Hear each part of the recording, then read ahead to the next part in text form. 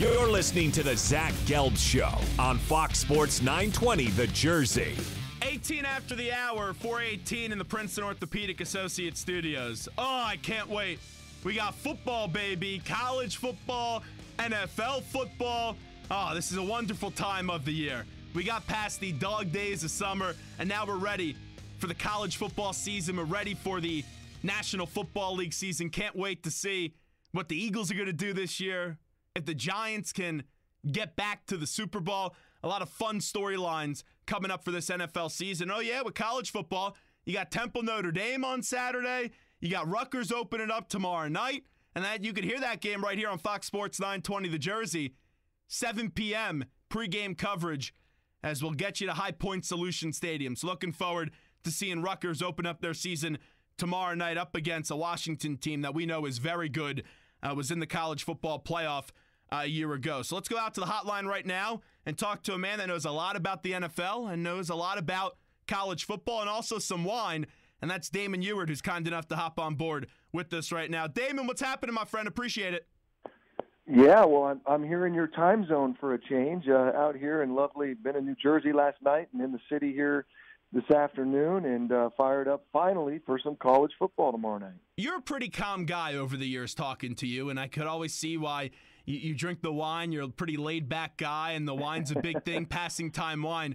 But here on the East Coast, we got a little bit extra edge. You know, if you're on the East Coast and you're in the street walking and you're not supposed to, people are going to yell at you. So have you talked to any disgruntled East Coasters over the last few days?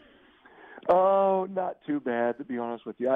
I did live in Boston for 3 years, so and South Florida for 4. So I've been out here a little bit and have experienced some of that. But honestly, people have been pretty friendly today and got to spend some time down at the 9/11 Memorial and very Awesome. powerful stuff. And you know, just such an awesome tribute to our country and so many people, and that just breathtaking to experience that. No doubt about it. As a kid that grew up in Long Island and on Long Island, it was just it's a very powerful site, and there's no question about that. Hey, I got to get back to one more thing on a less serious note about the East Coast, West Coast type of thing. I went out to Seattle, and it was great. We went to Seattle. We went to Oregon. But I'll tell you, I was coming out of one of the airport, and I was meeting a buddy, and he was picking us up. This guy lives in Seattle, and we're trying to get out of the parking lot of the airport, and it was down to only one toll booth where you could get out. And I started screaming, you know, move over, like start honking, like you got to make your way. And then the guy looked at me, he goes, that doesn't fly out here on the West Coast. You got to chill down a little bit. No, it doesn't fly yet, but I can tell you it's getting more and more crowded, and the streets and the roads and the traffic, and before long, we're going to have the same mentality, I think, as you do here with your traffic and congestion. So it's coming, Seattle. Love it. Damon Huard with us right now on the Zach Gelb Show. This Washington team, last year they made the college football playoff. They had a great season. This year, is the team feeling at all a little disrespected with some people making those picks on USC and also Stanford? Oh, you know, I don't know if they feel disrespected. I'm a little surprised at some of it. I mean, I think, you know, the bottom line is we lost a few guys on defense, especially on the secondary, and so, you know, there's always some question marks there. Maybe that's why we've fallen a little bit. But, you know, offensively, with 9 out of 11 starters back, and, you know, you feel really good about, you know, Jake Browning and the running game, and 4 out of the 5 starters on the O-line. So this is a good football team. And defensively, I did mention we lost some guys, but this is not a rebuilding year by any stretch. It's a reload. We got a lot of young guys who had a lot of experience last year who are now getting their turn to start. And I expect this Husky football team to be as good as it was, if not better, than last year. How about losing John Ross? Who do you look to in the passing game to try to replace his speed? Yeah, you know, John Ross is, you know, obviously we could say the fastest guy to ever play football. So, you know, losing him is obviously a big deal. And that production and the big playability that he had on the outside. But, you know, we're really excited about Dante Pettis. You know, he was a second-team All-Pac-12 a year ago. You know, he had 15 touchdown catches a year ago, which is 7th most in Pac-12 history. Yet, you know, everyone talked about John Ross. So he is a talented playmaker, also an incredible punt returner. And Chico McClatcher was 3rd on our team last year with some catches, and really another talented kind of playmaker guy. And then Braden Linnaeus is a guy who actually redshirted for us last year. But he's about 6'5", 230 pounds, and kind of was in the doghouse, now ready to roll, and probably be our 3rd receiver. So, no doubt we missed John Ross, but we got some good players. It's their turn now to step up and make some plays. You take a look at this conference, the quarterbacks are being a big topic of conversation with Sam Darnold at USC and Josh Rosen at UCLA. I really like Sam Darnold. Haven't seen much out of Josh Rosen just because of the injury from a year ago. Haven't seen both those guys. What is your take so far on Sam Darnold and also Josh Rosen? Yeah, no question. Sam Darnold was a guy who came into Husky Stadium last year as a redshirt freshman and lit us up. He's a talented guy, can make plays with his feet, has the big arm. I think he's a really good player. Now, they lost a lot of pieces around him, too, especially up front with that offensive line. So it should be interesting seeing if they can replace their tackles and obviously a couple of receivers they lost. But, he is a talented player. Josh Rosen, saw him as a freshman, did not see him last year. Another big prototypical style quarterback, big arm, pocket quarterback. Yeah, they seem to be getting all the attention and all the hype, and it's kind of funny that Jake Browning, who was the Pac-12 Offensive Player of the Year, it seems like he kind of gets left behind in some of these conversations, but that's okay. Jake will prove it on the field. Tell me what you like so much about the Washington quarterback. Well, he's just so heady. He's obviously, you talk about accuracy and decision-making, probably the two most important qualities in a quarterback at any level. He does all that. And then I think the most underrated thing about him is his ability to extend the play. He has such an amazing feel in the pocket, when to step up, when to scramble. And when he scrambles, he doesn't just scramble to look to run. He scrambles to look to throw with his eyes up, always downfield. He makes a lot of plays with his feet despite, not being very fast. But it's because of his just feel for the game that is just incredible. All right, you take a look at this Rutgers team. We know Rutgers is not going to be a team that's going to go to a bowl game this year. They're in that rebuilding process. You're number 2 under Chris Ash. Have some more talent from where they were a year ago. But when you look at this Rutgers team, what are some positives that you look at when you're breaking them down? Well, I'm going to pronounce his name probably wrong, but number 1, Janarian Grant. Yep, you got it right. Nice job. Yeah, he's a special player. I kind of compare him to Adoree Jackson out west from USC. This is a guy who's he's fast. He doesn't go down easy, and just great balance and toughness. And obviously his 8 combined kickoff returns for touchdowns is the most in NCAA history, or tied for the most. So he's a talented dude that they're going to try to get him the ball in a number of ways. Their offensive line is huge. I mean, they're not the most athletic guys, but they're big bodies, and it'll be interesting to see, can they run the football a little bit and get the Kyle Bolin kid, get him comfortable with some quick passes, and it'll be interesting. A lot of transfers, a lot of new faces on this team, especially on the offensive side of the ball. I got another receiver there from Arkansas, the Damon Mitchell kid. So we'll see. It'll be a different outfit, we know for sure, than the team that showed up in Seattle last year. You have to see how he plays in a game, but Bolin, the impressive part to me about him is there's one thing to transfer over and win a job, but to be voted as a captain after transferring over, I think is very impressive. Very impressive, yeah. I mean, I think he just showed up this summer, so yep. It sounds like Russell Wilson coming to Wisconsin in a short time, same sort of story. But yeah, and he's a guy, he's played in some games at Louisville, and Louisville recruits pretty good quarterbacks. That Lamar Jackson guy's not too bad. And it's funny you mentioned Russell Wilson, because Chris Ash was actually on that Wisconsin staff when Wilson transferred over to Wisconsin from NC State. Interesting. Yeah, hopefully, for Rutgers' sake, Kyle can have one of those magical seasons like Russell had there in Wisconsin. Just hopefully not tomorrow night. Yeah, right? I think you guys will be fine tomorrow night. I'm just hoping Rutgers plays a competitive first half as we're wrapping up with Damon Huard right now on the Zach Gelb Show. This is pretty cool for you that you get to do these games because this is your alma mater. It's always awesome to broadcast a team and a university that you were once a part of. What is it like to call games for your alma mater? It's awesome. Yeah, no question, to come full circle and to come back to a place that was so good to be as a student athlete, and to now to still, feel a part of the team in a small way. It's a lot of fun. Coach Peterson is just first class, unbelievable. And again, it's just great to be a part of it. I also work alongside Bob Rondo, who's been the voice of the Huskies for 37 years. This is his last year, stepping down, retiring. and he's one of the best ever to do it. And we're super excited to have this kind of swan song last go around with Bob. But he's one of the best in the business. What do you remember about your days at Washington? Tell me a little bit about the college Damon Huard.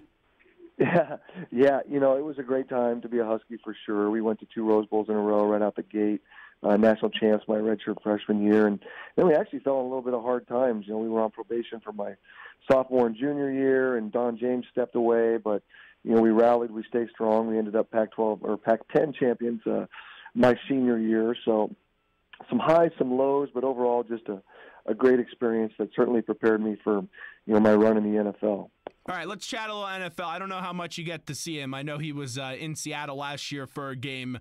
Carson Wentz, what are your impressions? What do you see so far, what you've seen out of Carson Wentz in the National Football League?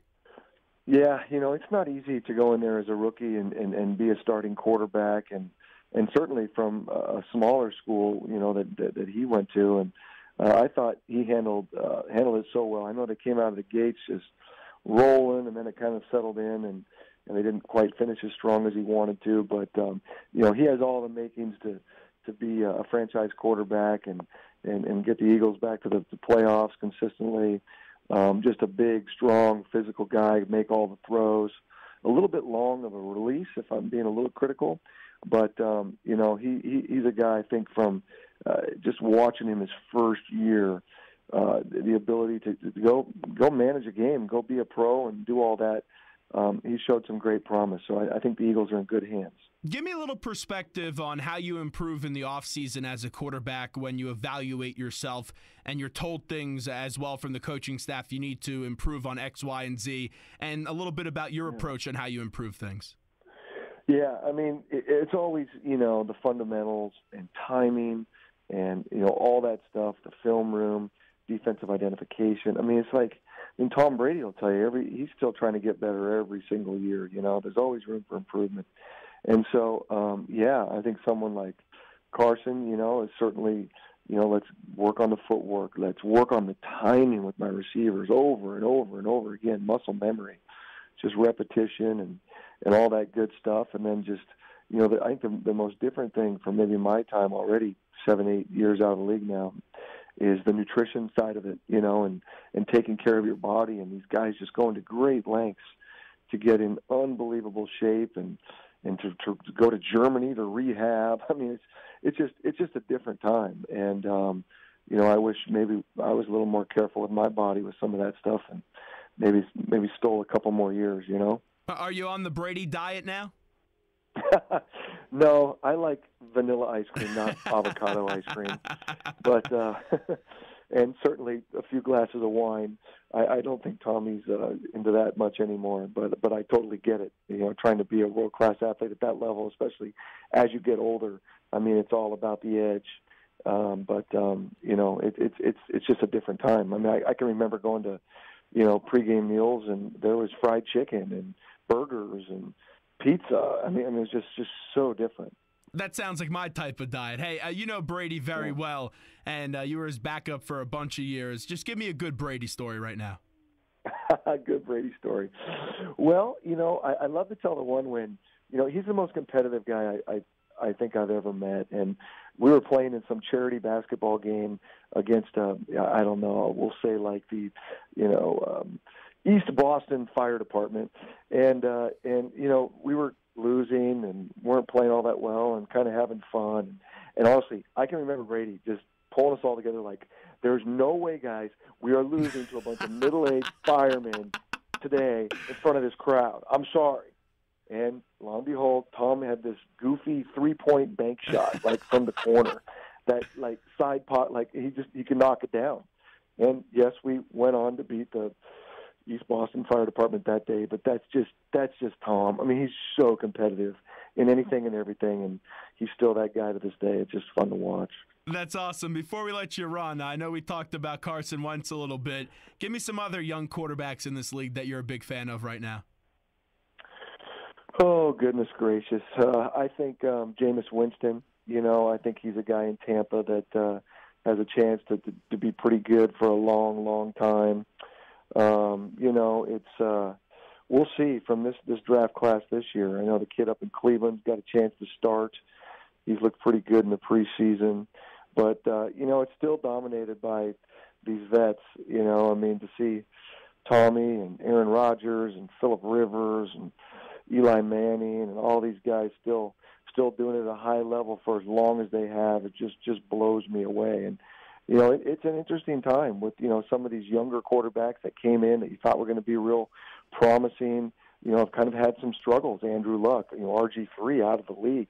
I mean, so it's tough, and you respect these guys that have done it now for a decade or more, because it's not easy. We all know that everyone loves wine, and I think you could maybe drink a glass of wine tomorrow in the fourth quarter if we expect this game to go how I think it's going to go. But tell me a little bit about Passing Time Wine, passingtime.com.